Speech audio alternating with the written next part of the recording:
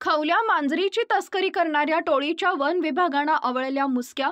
म्हणतात चौफुली परिसरातील फिल्मी स्टाईलनं 3 वाहनांसह 6 आरोपींना वन विभागानं घेतलं ताब्यात. वन विभागाच्या अधिकाऱ्यांनी स्वतः ग्राहक बनत टोळीला ठोकल्या बेड्या. पर जिल्ह्यात पकडलेल्या खवल्या मांजरीची तस्करी करणाऱ्या टोळीच्या जालना वन विभागानं स्वतः ग्राहक बनत शुक्रवारी काल रात्री मंठा चौफुली परिसरात टोळीतील 6 तस्करांना बेड्या ठोकत 3 वाहनं जप्त करण्यात आली आहेत. तर या तस्करांवर वन्यजीव प्राणी संरक्षण कायद्याअंतर्गत गुन्हा दाखल करण्यात आल्याची माहिती सहाय्यक वन संरक्षक वन्यजीव व रोहियो अधिकारी सुधा मुंडे यांनी देत ही मोठी टोळी असण्याची शक्यता वर्तवली आहे. काल रात्री 7/3/2025 या दिवशी गुप्त माहितीच्या आधारे जालना उत्तर परिक्षेत्राच्या कार्यक्षेत्रामध्ये जालना शहरातील श्रीजी हॉटेलच्या समोर एक 3 वाहन एक खवले मांजर घेऊन येत असल्यावरून वन विभागाकडून सापळा रचण्यात आला आणि त्यामध्ये एक जिवंत खवले मांजर आणि 3 वाहनं जप्त करण्यात आले. त्यासोबत 6 आरोपी यामध्ये पकडण्यात आले. त्यांना वन्यजीव संरक्षण अधिनियम अंतर्गत गुन्हा नोंद करून त्यांना अटक करण्यात आलेली आहे.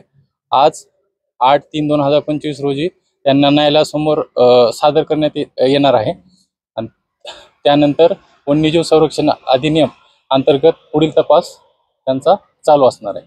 हे सर्वले मांजर जे आहे कुठं नेमकं आढळून आलं? जालना जिल्ह्यातून त्यांनी पकडले की दुसरीकडे आणून तस्करी सुरू होतात?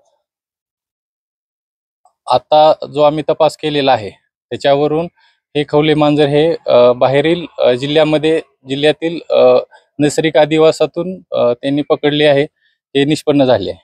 सर, याच्यामध्ये 6 आरोपी आहेत की अजून आरोपी वाढण्याची शक्यता आहे?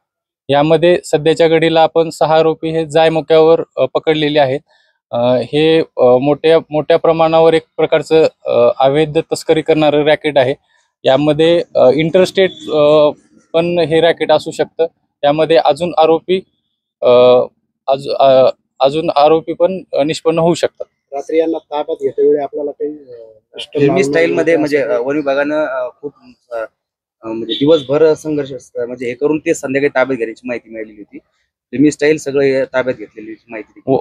वन विभागानं पूर्णतः वन विभागाची जी कायदेशीर अधिनियम आहेत त्याच्या अंतर्गतच कारवाई करण्यात आलेली आहे आणि अवैध तस्करीमध्ये सापळा हा रचूनच त्या पद्धतीनेच कारवाई करणे आवश्यक आहे.